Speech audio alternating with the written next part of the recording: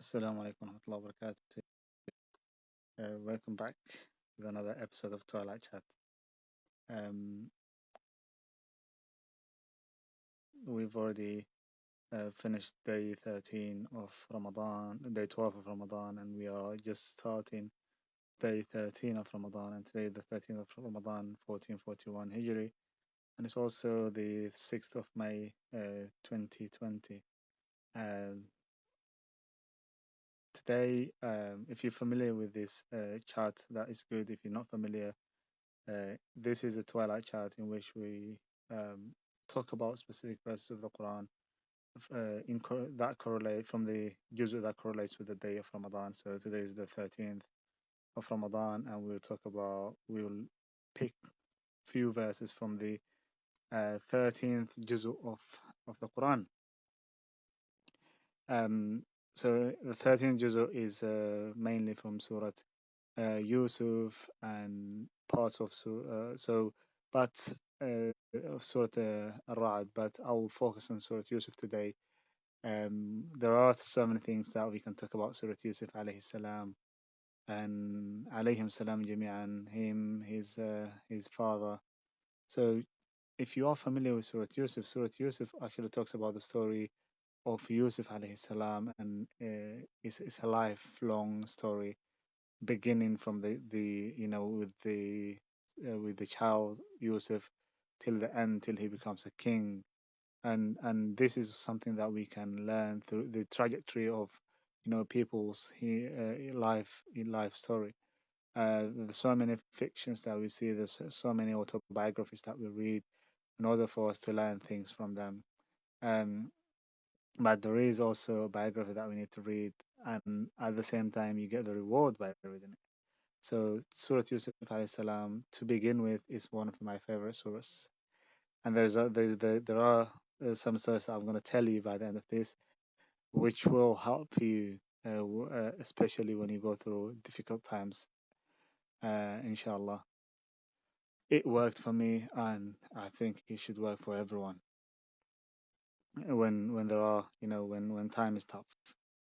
So it's difficult to choose from the verses, but I have chosen few verses that we're going to talk about, concept that we're going to extract.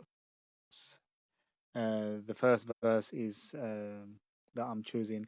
Before that, the surah itself is about Joseph alayhi salam, and how he was taken, he was kidnapped, he was sold as a slave, and then he ended up being a king. But before that, he had a story, he had a dream, he saw that dream, and that dream, he told his dad. There's another story about dreams that I'm going to tell you in the meantime, inshallah, when we talk about it. So you need to stay tuned, inshallah, till the end. So he told his father the dream, and the father told him not to tell his sibling, and he also knew that this boy. So the first verse, their father to let them take him, and he says, قال إني لا يحزنني أن تذهبوا به. It saddens me that you're gonna take Yusuf alayhi salam. He loved, he was,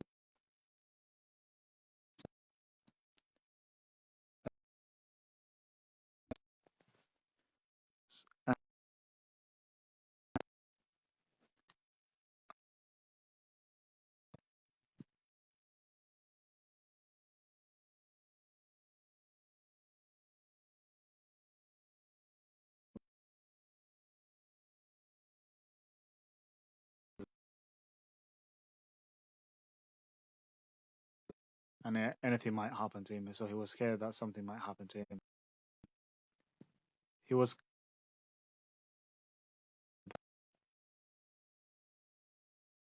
he probably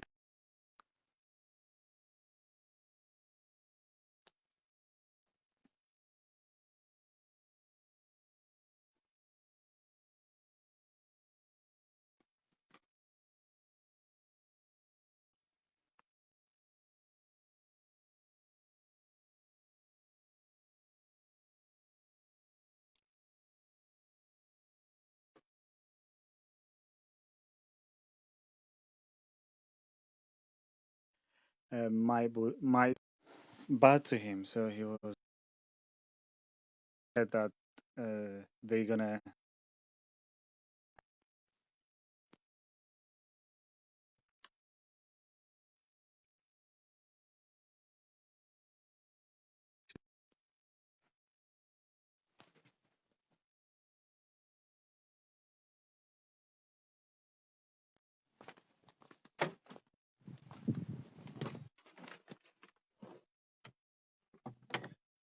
Uh,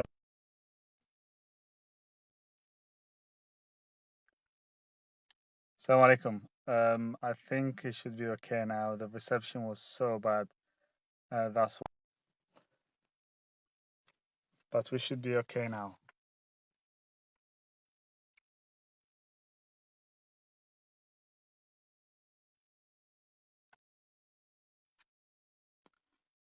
So can you give me a signal if you can hear me?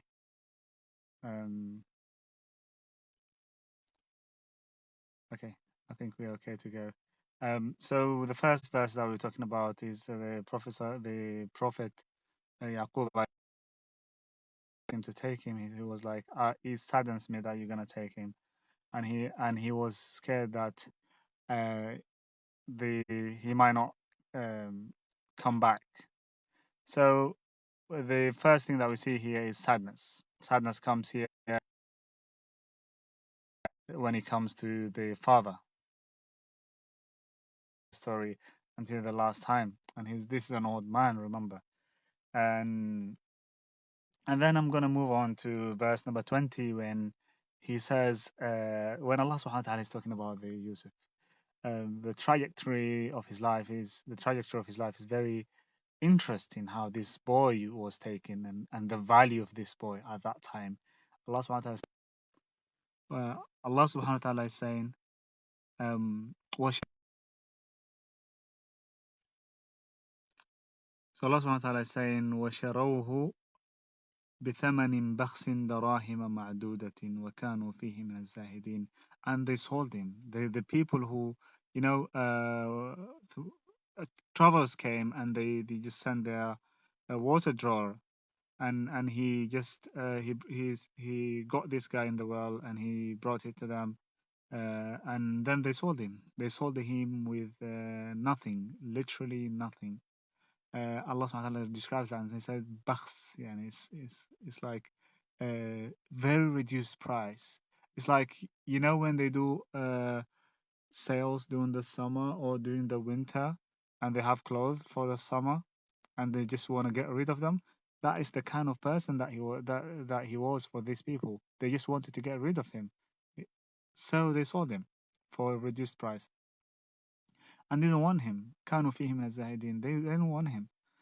And this is the value of Yusuf. Look at this boy. He was sold as a slave, and he is the son of a prophet, and he was a prophet as well. And then time passes and years pass, and I'm gonna talk about verse 33 when the wife of the king asked him to have kind of try to um, assault, wanted him to have intercourse with her, and he refused. And then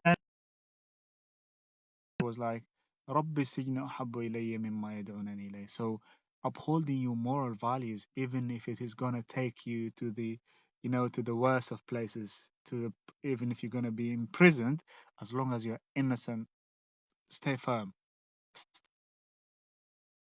Not a boy anymore. He's a big man now, and he says, "My Lord, prison is more like to me. Is I prefer to be in prison." That's what he's saying. أحب إلي مما يدعونني إليه. But a few years passed by, and the wife of the king, she said, "وما أبرئ نفسي." She actually admitted that he wasn't trying to assault her, and because she said previously he tried to assault me sexually, but later on she admitted that he didn't, and then she said, وما أبرئ نفسي إن النفس لأمارة بالسوء. I don't, she's making this proclamation that um, she's not uh, um, say she I'm not absolving myself. I don't absolve myself of blame basically. In a nafs al bisu, the human being, the soul of the human being, is always trying, telling you to do, enjoying evil. إلا ما رحم ربي, of course, those whom Allah, with whom Allah subhanahu wa ta'ala, whom Allah subhanahu wa ta'ala bestowed with mercy. And then we're going to move on to verse 84, when Allah subhanahu wa ta'ala is talking about Yaqub alayhi salam, and he says, وَتَوَلَّى عَنْهُمْ وَقَالَ يَا أَسَفَا عَلَى يُوسُف وَابْيَضَّتْ عَيْنَاهُ مِنَ الْحُزْنِ فَهُوَ كَظِيمٌ. He turned away from them and he said, oh, يا أسفا على يوسف. I feel sorry for Yusuf. Joseph, he still remembers him.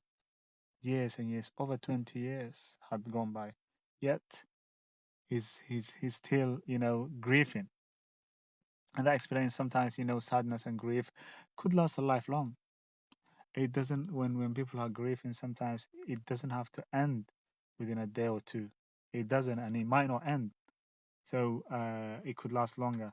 So when you see people grieving, you need to be more understanding, more aware of, their state. And then وتولى عنه وقال يا أسف على يوسف وابيضت عيناه من الحزن. Allah subhanahu wa ta'ala is describing his state, the state of this old man. His eyes became white out of sorrow and grief, and he used to cry. Imagine seeing an old man crying every day. Imagine that situation. Imagine that. How would you feel? How would it make you? What if that person is your father? What if that person is your grandfather? What if that person is related to you? How would your heart take that?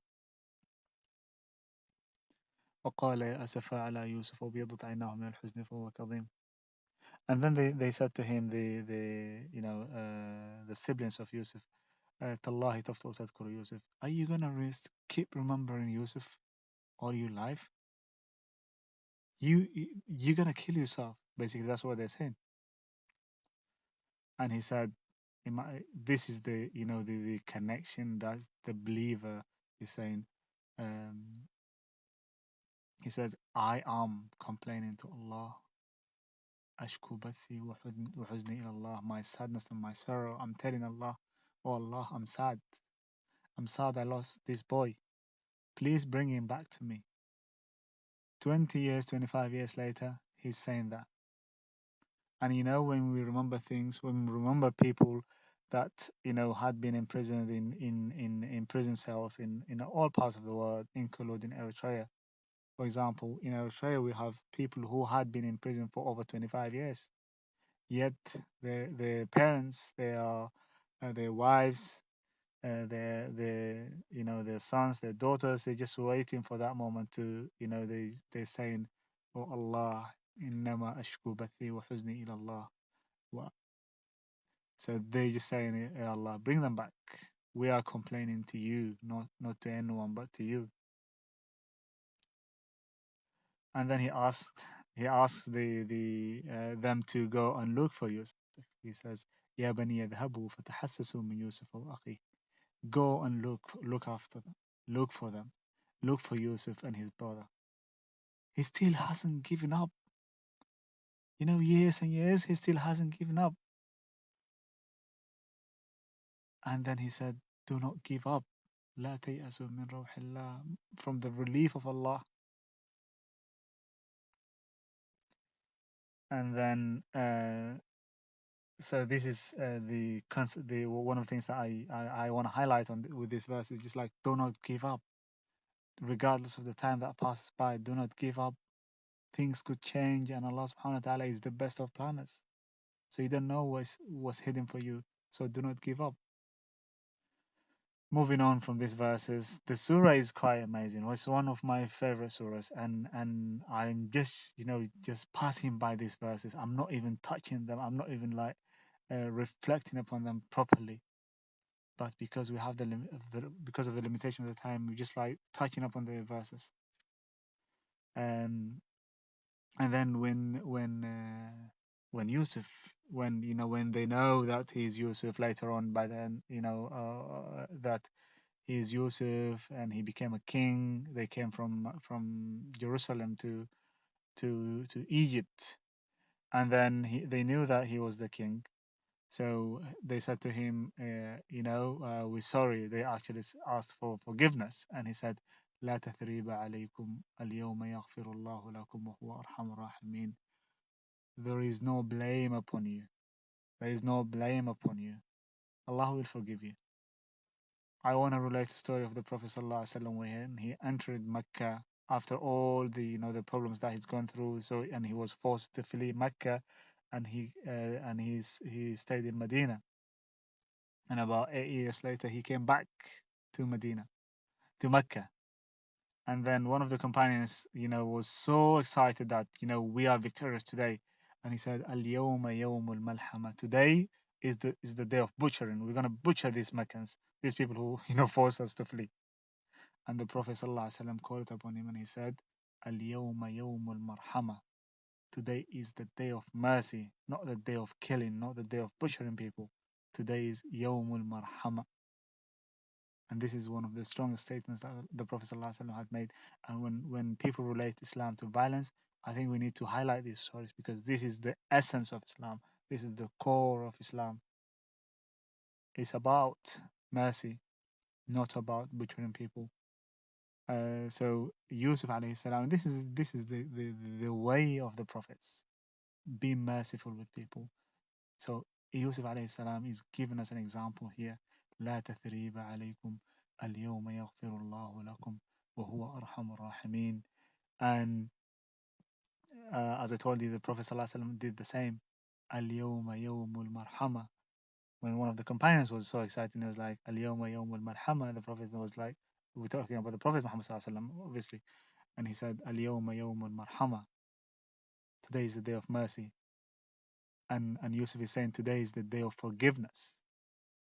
And then moving on, when they asked their father was also a prophet, Jacob alayhi salam, and they said to him, Ya abana astaghfir lana dhunubana inna kunna khatin. O our father, ask for forgiveness for us, as we were wrong, as we wronged you and we wronged our siblings. And he said, um, سأستغفر لكم ربي. He didn't say, no, I'm not going to forgive you. No, you did this, you did that. And he said, سأستغفر لكم ربي. Simple as I will ask Allah to forgive you. I have already forgiven you, but I will ask Allah to forgive you because I have nothing. I'm not the forgiver. He's relating things to Allah subhanahu wa ta'ala, and we need to make that connection all the time. As a human being, if you're asking Allah for forgiveness, why can't you forgive people? If you're asking Allah for forgiveness, you should be willing to forgive people as well. And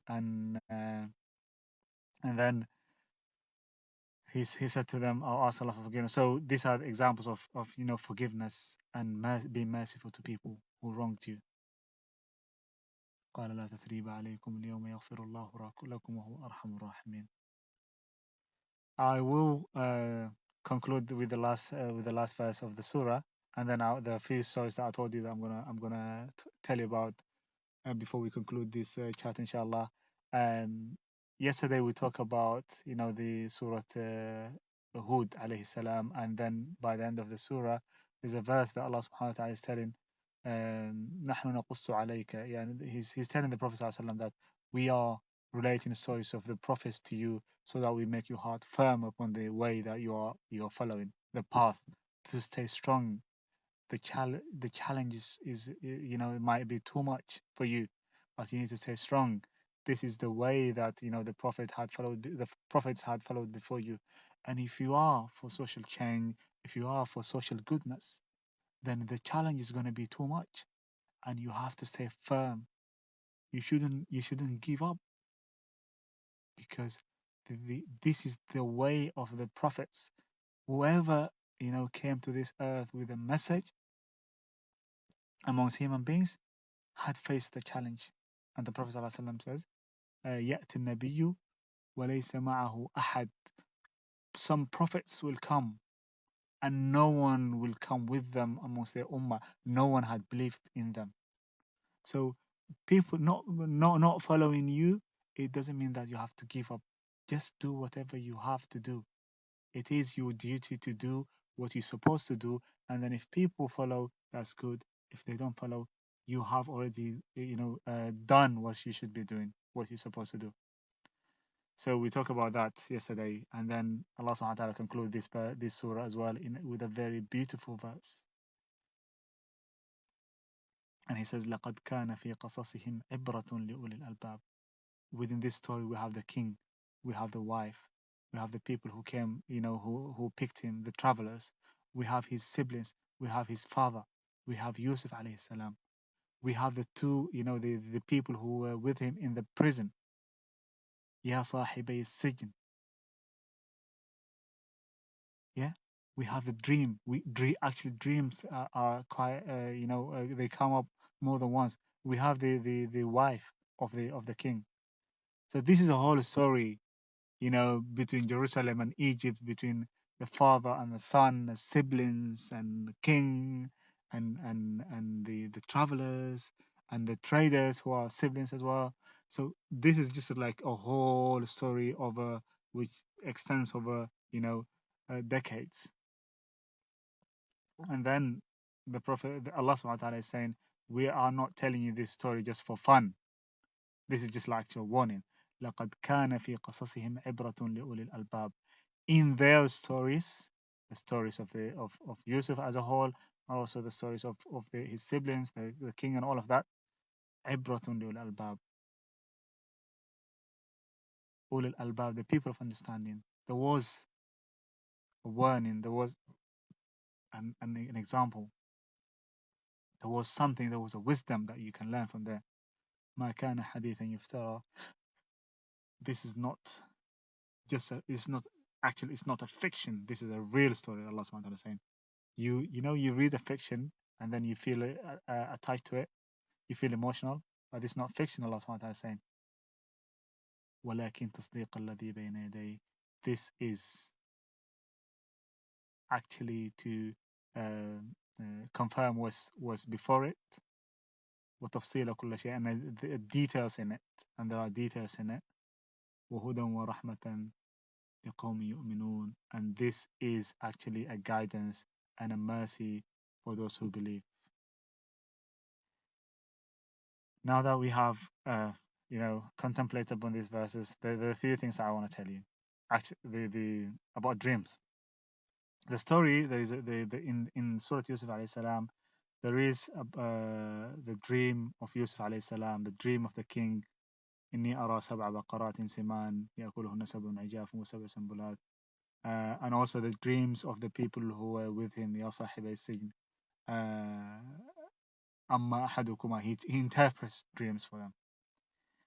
And this surah is very relevant with dreams. 4 or 5 times dreams, there's a repetition of dreams. So I want to tell you a story about Ibn Sirin alayhi salam, alayhi radwan. He's one of the dream interpreters of Islam, and he was one of the great ulamas. So Ibn Sirin was sat in, he was giving a lecture in the masjid, and a guy came to him and he was like, yeah, Ibn Sirin, he was asking for interpretation.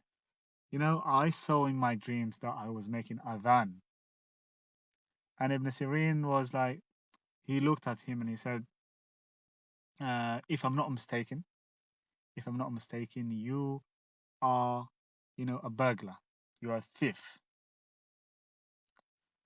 And the guy was surprised and he left. And another guy came. And he said, another guy, look at the same scenario, and he said, yeah, Ibn Sirin, I have a dream that I would like you to interpret for me. And he said, okay, tell me your dream, I'll interpret it. and people were around. And he said, "Yeah, Ibn Sirin, I saw in my dreams that I was making adhan." And Ibn Sirin looked at him and he said, "If I'm not mistaken, this year, inshallah, you will go to Hajj." Subhanallah, it's the same dream. Two different people, they just saw themselves making adhan in their dreams. And Ibn Sirin is interpreting these two people differently. He was saying, you're going to go to Hajj, and to the other one, he's saying you're a thief. And people were surprised. What are you talking about? These two people have the same dream. And he said, لقد تفحصت وجه الأول. I saw, I looked in the face of the first person, and I saw, I saw him very far away from Allah subhanahu wa ta'ala. And I took from this verse, from the verse that is in Surah Yusuf alayhi salam, ثم أذن مؤذن أيتها العير إنكم لسارقون. There was a muadhin, a caller, called, and he called them like, you've taken something that doesn't belong to you. And I saw the other person, and I saw him a good man. I saw a face of a good man. And I remember the word of Allah subhanahu wa ta'ala, the verse when he says, وَأَذِّن فِي النَّاسِ بِالْحَجِّ, in Surah Al-Hajj. Inshallah, we'll look into that when we reach there. وَأَذِّن فِي النَّاسِ بِالْحَجِّ يَأْتُوكَ رِجَالًا. And I knew that this guy, I interpreted it with that verse, that this guy is going to go for Hajj. That has to do with dreams. So, because there's so many dreams in the story, so I wanted to relate that story to you as well about dreams. Another thing that I would like to relate to you, which is a very personal thing to me, it might work for you, inshallah. Um, if you if you are going through a difficult time, if you're going through a hardship, you're going through a stressful time, if you're going through depression, if you're going through um, you know problems in your life, and as human beings, we do go through this. Remember these prophets that we talked about were going through a hard time, a saddening time. إنما أشكو بثي وحزني إلى الله. See how much sadness is in there. أشكو بثي وحزني إلى الله. So even prophets, even the greatest of people go through sadness, through difficult times. So from what I tend to do, and one of the things that helped me through difficult times is Surah Yusuf, this surah, and Surah Al-Qasas. If you just start with Surah Al-Qasas, and then, because Surah Yusuf is long, if you want to go through it, like it's like almost one juz, if you want to go through the whole of Surah Yusuf, inshallah, by the end of the Surah Yusuf, depression will fade away. By the end of the surah, you will be more energetic, and whatever was, depressing you, it would go away. And if you want to start smaller, start with Surah Al-Qasas. Surah Al-Qasas, and finish it. If you still feel like, you're still feeling down, go to Surah Yusuf. Finish Surah Yusuf, but don't just read it. Leave it. Don't read, leave. Let's take this as a way of understanding the surahs. Don't read the Quran, leave the Quran. Leave it as in, like, imagine the scenarios, imagine what's happening, imagine whatever is happening. Surah Yusuf and Surah Al-Qasas. Surah Al-Qasas talks about Musa from the beginning. It is the only surah that talks. It's not the only surah, but it's one of the surahs that talks about a detailed kind of approach from the beginning and what happens, and the parallel between these two surahs is there's a king, there's a there's wealth, there's a child, um, a very weak child, Musa alayhi salam. There is Musa and Yusuf actually are presented in a very not the same but very similar way. Allah subhanahu wa ta'ala is telling وَأَوْحَيْنَا إِلَى أُمِّ مُوسَى أَنْ أَرْضَعِيهِ فَإِذَا خِفْتِ عَلَيْهِ فَأَلْقِيهِ فِي الْيَمِّ وَلَا تَخَافِي وَلَا تَحْزَنِي إِنَّا رَادُّوهُ إِلَيْكِ وَجَاعِلُوهُ مِنَ الْمُرْسَلِينَ. We will return, we will bring him back, Allah subhanahu wa ta'ala is telling her. And the same thing, and then he actually returns back to his mother. And the same thing with Yusuf alayhi salam. He goes away as a child, and decades later he returns back. He meets his parents. So there's a similar trajectory that these two lives, the lives of these two people, um, follow a kind of similar path, but with different details, obviously. So this is the sort of the advice that I wanted to give you. If you feel depressed or down, or you're going through a difficult time, read Surah Al-Qasas and Surah Yusuf alayhi salam. These two surahs will help you, will definitely help you, but don't just read them. Don't just recite them. Live them.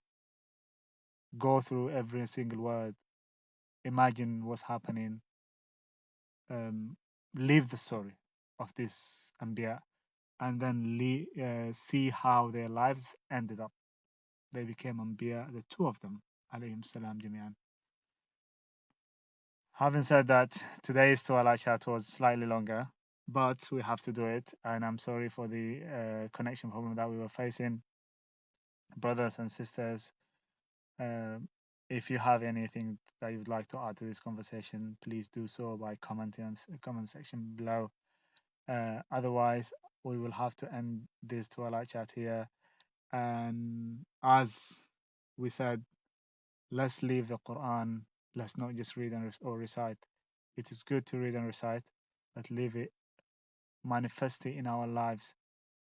And manifesting in our life means that we actually depend, extract concepts, depend upon the concepts that guide us through this. Let's make sure that we are guided by the Quran, and the Quran is the only thing, the only book that could guide us. Jazakumullahu khairan. I'm sorry for this, very long episode, and also I ask Allah Subhanahu wa Taala to forgive me and forgive you. If you haven't, done a lot over the past 12 years, Ramadan is passing quickly this year. People, we need to start doing things. We need to return to Allah Subhanahu wa Taala. If you haven't fasted, please start fasting.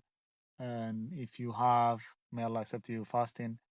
And also, I would like to say that please don't forget me in your du'as. And having said that, سبحانك اللهم وبحمدك نشهد أن لا إله إلا أنت نستغفرك ونتوب إليك والسلام عليكم ورحمة الله تعالى وبركاته.